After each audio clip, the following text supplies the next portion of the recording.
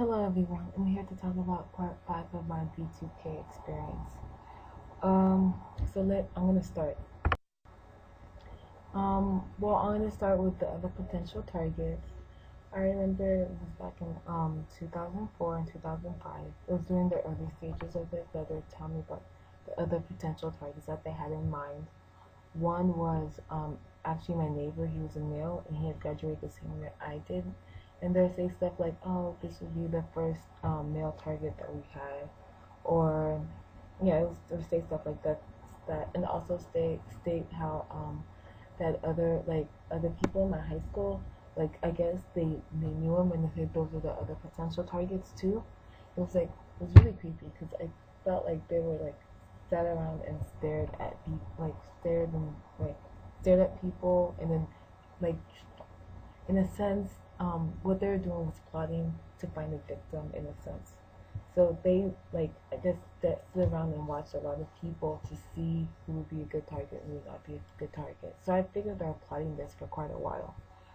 Um, yeah, I remember these creeps actually what they would do, they try to act like they're younger than they really were, in a sense. And I think they did that on purpose because they knew who the age range of the victims that they wanted to be. They wanted their victims to be, I think, in high school.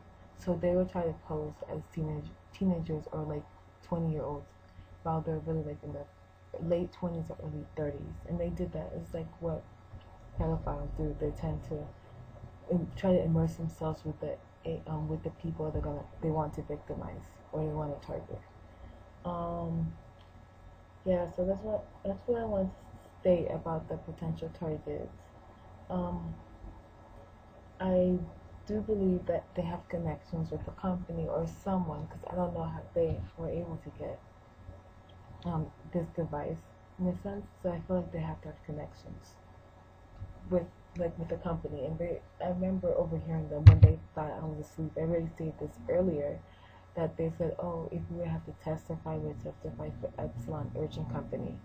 And so that's actually what started prompted my research to start researching again, because I found that really odd that they felt that if they were to get caught, they would have to testify for a company. So yeah. So and also that's pretty much it right now. But they do have like um a specific target that they do like in mind have in mind. And I remember they say stuff how they would go to like the mall or to like G Stage, which is like a age girl store, and they sit there and like watch people to find like potential targets, which is really creepy. But yeah, that's who they are. Okay, and then these are things that the creeps did to try to keep you from succeeding. Um, what they've done consistently is like I remember when this is way back in high school, like in 2005. I was taking the pre-SATs, and what they did, because it was voice to skull, so I can hear everything that they're doing, but they were like basically shouting at the top of the lungs, talking as loud as they can to try to distract me from taking the test, or like yeah, distract me from taking the test. I could try to distract me from taking the test properly, in a sense.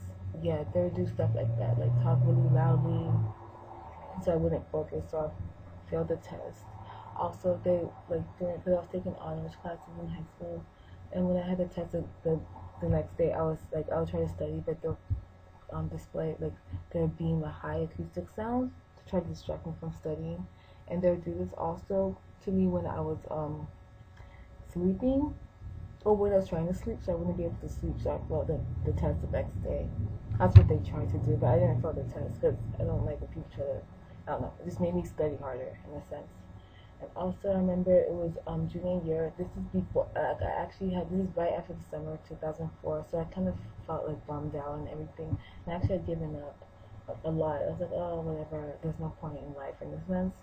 But what they said, oh, like I guess they want to add insult to injury. So what they said is like, oh, we're never gonna amount to anything. And what they did actually was actually fuel.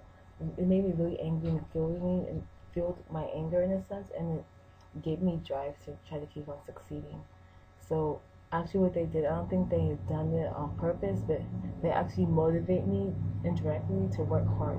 because I was like planning to get D's like for the rest of this high school year. I wasn't even looking forward towards my future. Like I was always been a smart student, but after that, I kind of given up. I was like, oh my gosh, like what's my future gonna be like with this? So I had given up, but by them telling me, oh, you're never gonna amount to anything, that actually just gave me motivation to prove them wrong. And then that's one of the reasons why I'm still like trying to be. I want to be successful up to this very day. Yeah, but they have done a lot of things to keep me from succeeding. Like everything, I don't. I think they're like I don't want to say haters in a sense, but they're like very negative people, and like they don't like to see other people succeed. So yeah, so they don't want to see me succeed in life. They want to be able to say, oh, we've ruined her life in a sense. And that's their goal. So this is it for part 5 of my V2K experience. I will be coming out with part 6 shortly. Thank you and have a great day. Bye.